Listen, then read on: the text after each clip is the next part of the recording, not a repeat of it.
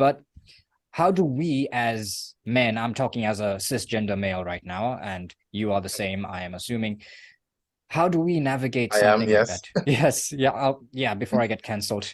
But yes, so how do we navigate this then? That we're trying to be chaste, we're trying to put our energy in the right place, and then there are these women. We're not saying we're going to stop them from doing whatever it is, but they have another goal in life. They're trying to do something else, but we have to interact with them. How can we then navigate that minefield? And that's going to lead on to our next question, but I'll let you answer this one first.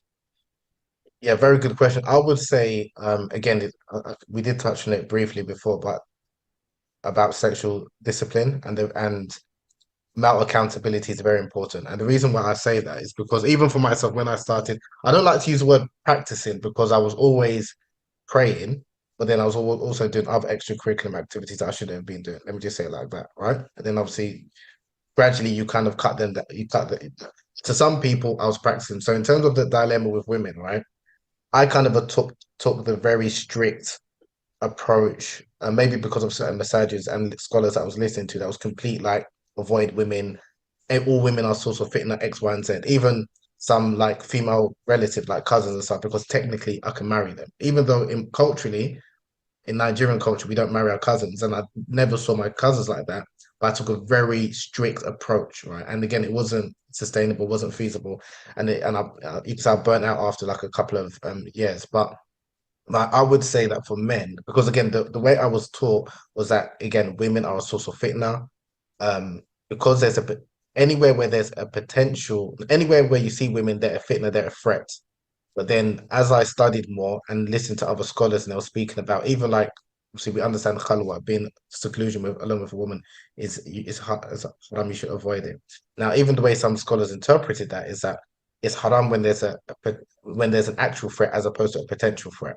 And there's a really fascinating story about Ibn Battuta, is a 14th century explorer from North Africa, and he traveled to different parts of the Muslim world.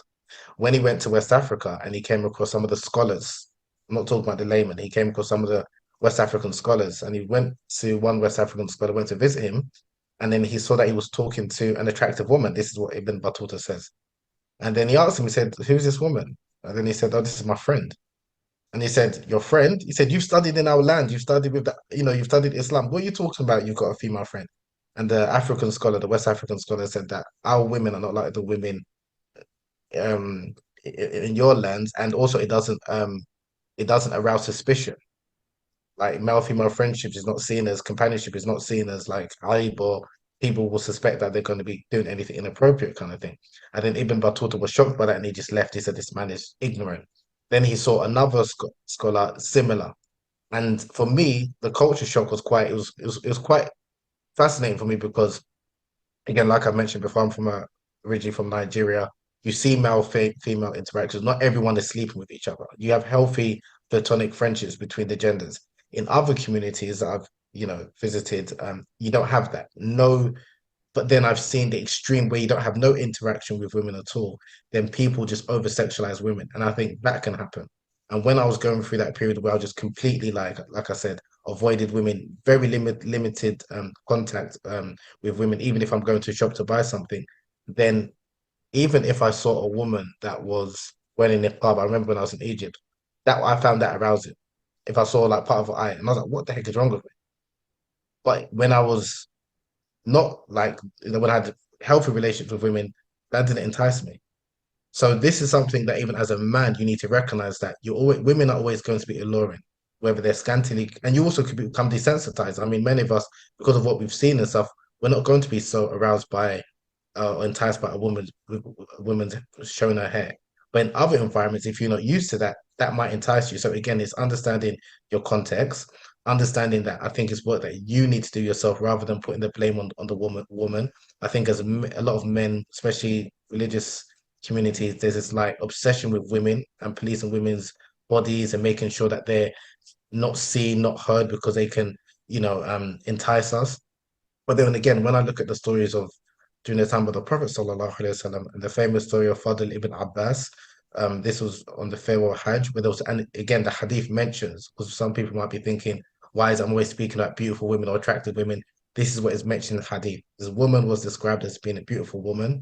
she asked the Prophet ﷺ a question, and Fadl ibn Abbas was looking at her, staring at her, because he was attracted to her. What did the Prophet, peace be upon him, do? He just took um the young man's face and he turned it to the side. He averted his glances. Again, example of accountability. He didn't say to the woman, Haram alaik, cover your face. You're a source of fitna. Pretty women shouldn't, if you're a pretty woman, you should then cover your face. And funny enough, a number of scholars later on in subsequent generations, these are the type of fatwas that they were issuing. That if a woman is beautiful, she shouldn't go to the mosque. Or if a woman's beautiful, she should she should wear niqab, because the concept of, sadd the like if something can lead to haram, then that becomes haram, or because you're a source of fitness. So this approach that even I noticed that a number of scholars took after, like years after the period of the Prophet, peace upon him, was more a case of restricting female sexuality, hiding women, as opposed to men have been accountable for the action and encouraging men to develop sexual discipline.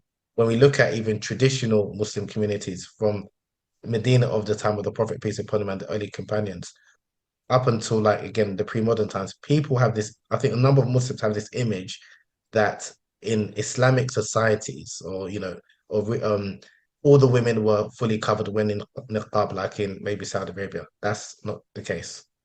That is not the case. If you read history, like even so, when people think, okay, a Muslim society, let's look at Medina in the 9th century, or during the time of Umar bin Khattab, Muslim caliph. You had women who were bare chested with their hair exposed.